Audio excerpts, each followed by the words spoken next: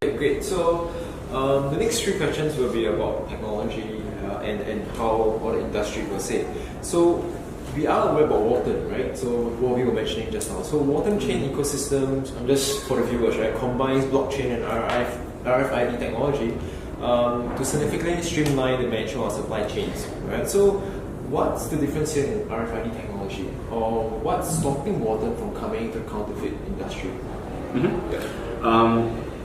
Well, we're not talking about the business side, we're just talking about the technology. Yeah, okay. Technology. So I've had a brief look through the white paper, and there's a lot of good detail, which is always very much appreciated. I think if we speak about the differences, I think there's a few. First, it looks like they're developing their own RFID chip and their own RFID reader. And the second thing is that this chip looks like it will be an active chip, so with a battery, with a CPU, which is required for the encryption and decryption, which they're using as the base for the uniqueness of the chip, so it can be faked. So we already touched a little bit on the active chips.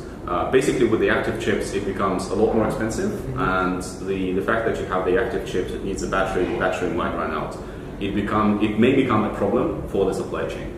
Now, I didn't go too deep into the specifics of the solution, and maybe they do have a good solution for it. Maybe they will have a battery that can last for 2-3 years. But frankly, the businesses that we spoke to, they're always very worried. They always ask this question, and we keep them at ease by saying, no, it's a passive chip, we can stay for 100 years, it's still going to be there, it's fine. With the active chip, you're not going to be able to stay that. So they will need to work hard to make sure that it's a very good solution on the active chip. So that's one thing. Second thing, in terms of the technology and the RFID is we're much closer to the user in terms of being able to having adoption of the technology. Having your own reader means that they will probably need to limit themselves just to B2B applications, because they're not going to push the consumers to buy the customized readers which work with their chips. Right? You're not going to expect people to buy a customized reader just to allow them to authenticate one product. The consumers just don't work like that. They want convenience. They want to use their own mobile phone. And that's the big difference with us. We use standard technology. We use standard chips. We use standard readers. So an Android phone from my Sony can read, or Samsung, they can all read the chips, and we don't really need anything more customized from the consumer, apart from downloading our app and registering on it.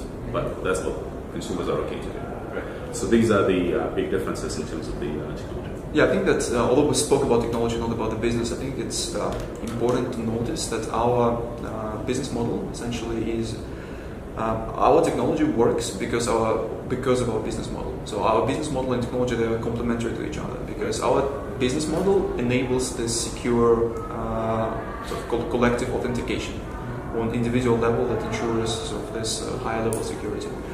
Therefore, anyone can move into any sphere they want. But you would have to replicate a lot of things in order to achieve what we have been able to achieve with just using passive chips and, as Alex was saying, just standard infrastructure, because we'll have to implement the entire business model around it, or build something completely different. And I mean, I guess you could do that, but if you have a core that you're competent in already, I would, as a former business consultant, I would advise concentrating on the core business, because if you start venturing into greener fields, then you risk being burned. So, I mean, anyone can move anywhere, but again, it's just that sometimes it makes sense, sometimes it doesn't. Maybe there's one additional thing. They seem to be concentrated a bit more on the garments industry, and that's fine. There's some of the garments industry B2B players, they're interested in RFID technology, and this is the industry that we're not concentrated on. Just like I was saying, we think that FMCG, the food and beverage and pharmaceuticals